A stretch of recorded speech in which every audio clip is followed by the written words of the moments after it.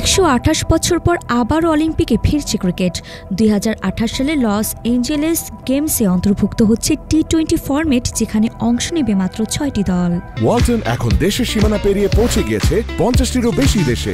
ওয়ালটন, ঘরে ঘরে বিশ্বজুড়ে। আইসিসি প্রস্তাব অনুযায়ী এশিয়া, ওশেনিয়া, ইউরোপ ও আফ্রিকার শীর্ষ র্যাঙ্কিংয়ের দলগুলো সরাসরি খেলবে। যুক্তরাষ্ট্র স্বাগতিক হিসেবে সুযোগ পাবে, বাকি একটি জায়গা নির্ধারিত পরে হবে।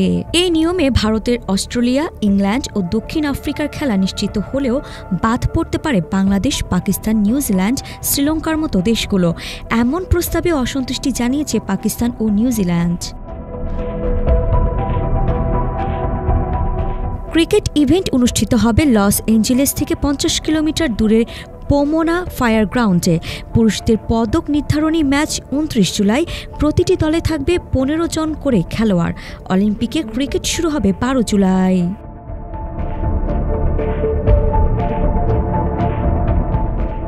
আরিফা জাহান প্রিনন, বিডি আর্কাইভ।